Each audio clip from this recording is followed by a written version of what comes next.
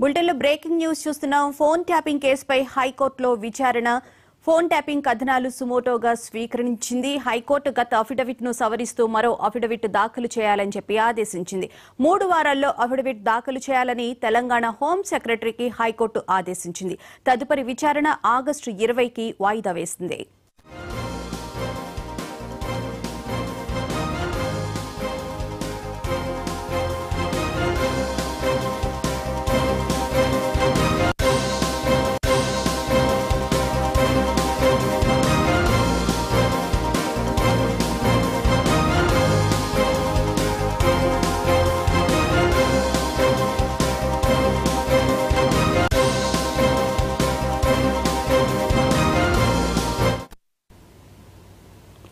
Phone tapping కేసుపై హైకోర్టులో విచారణ. ఫోన్ ట్యాపింగ్ కథనాలు సుమోటోగా స్వీకరిస్తుంది హైకోర్టు. గత అఫిడవిట్ ను సవరిస్తూ మరో అఫిడవిట్ దాఖలు చేయాలని చెప్పి హైకోర్టు చెప్పడం జరిగింది. 3 వారాల్లో అఫిడవిట్ దాఖలు చేయాలని తెలంగాణ హోం సెక్రటరీకి హైకోర్టు ఆదేశించింది. తదుపరి విచారణ ఆగస్టు 20కి వాయిదా పడింది.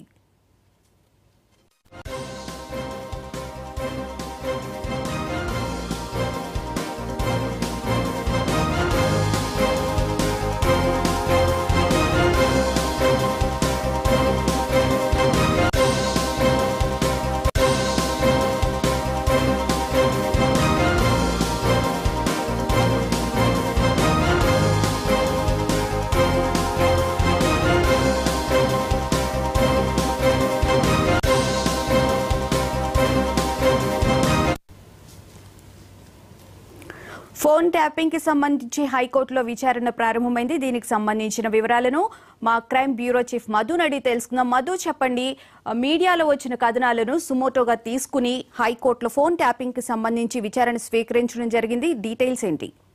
ఫోన్ ట్యాపింగ్ వ్యవహారంలో అసలు ఏం జరిగింది అనే దాని మీద పూర్తి స్థాయిలో విచారణ జరిపేందుకు హైకోర్టు అయితే మొత్తానికి ఆదేశాలు జారీ చేసింది. ఈ నేపథ్యంలోనే ఫోన్ ట్యాపింగ్ సంబంధించి ఆ కేసును అంతటినీ కూడా సుమోటోగా స్వీకరించినటువంటి హైకోర్టు దానిపైన పూర్తి స్థాయి అఫిడవిట్ దాఖలు చేయాలంటూ కూడా తెలంగాణ హోం సెక్రటరీకి అయితే ఆదేశాలు జారీ చేశారు. సో ఈ నేపథ్యంలోనే తమ తరఫున కావాల్సినటువంటి వివరాలంతా కూడా హోం సెక్రటరీ ఇవ్వనున్నారు. అయితే ఈ నేపథ్యంలోనే తదుపరి విచారణ అంతటినీ కూడా ఆగస్టు 20కి వాయిదా వేస్తూ కూడా హైకోర్టు ఆదేశాలు జారీ చేస్తుంది.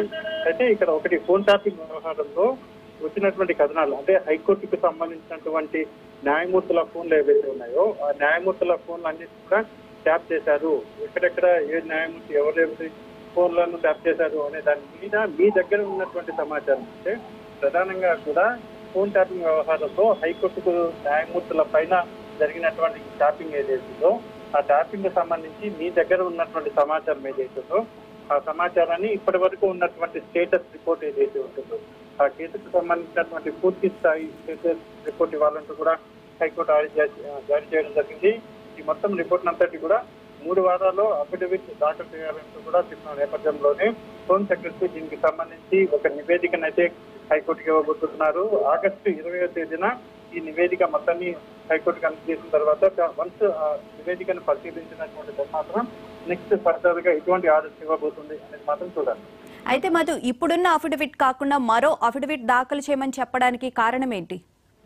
అంటే ఇప్పుడు ఆల్రెడీ ఈ కేసుకు సంబంధించి ఏదైతే అఫిడవిట్ దాఖలు చేశారు అంటే ఒక ఫోన్ ట్యాపింగ్ సంబంధించినటువంటి అఫిడవిట్ సపరేట్ గా ఈ ఫోన్ ట్యాపింగ్ లో న్యాయమూర్తులకు సంబంధించినటువంటి ఫోన్లను ట్యాప్ చేశారు అనేది ఒక కేసు. అంటే పూర్తిగా కూడా ఫోన్ ట్యాపింగ్ కేసు అనేది different and moreover high court న్యాయమూర్తులకు సంబంధించినటువంటి ఫోన్లను ట్యాప్ చేశారు అనేది సబ్జెక్ట్. ఈ రెండు కూడా డిఫరెంట్ గానే చూడాలి. ఈ నేపథ్యంలోనే గతంలో ఫోన్ ట్యాపింగ్ సంబంధించి దాఖలైనటువంటి నమోదైనటువంటి కేసు దాఖలైనటువంటి ఛార్జ్ షీట్లు అవన్నీ కూడా డిఫరెంట్ గానే ఉంటాయి. కానీ ఈ హైకోర్టుకు సంబంధించినటువంటి న్యాయమూర్తుల ఫోన్లు ఏవైతే ట్యాప్ చేశారని చెప్తున్నారో వాటికి సంబంధించి ఇప్పుడు అఫిడవిట్ దాఖలు చేయాల్సి ఉంటుంది. కాబట్టి ఇది కొత్తగా అంటే ఫ్రెష్ గా ఈ కేసుకు సంబంధించి అఫిడవిట్ దాఖలు చేయబోతున్నారు. ఇంకా ఫస్ట్ టైం హైకోర్టు న్యాయమూర్తులకు సంబంధించినటువంటి అఫిడవిట్ ను హోం సెక్రటరీ అయితే ఆగస్టు 20వ తేదీన హైకోర్టులో దాఖలు చేయబోతున్నారు. Okay, thank you Madhu.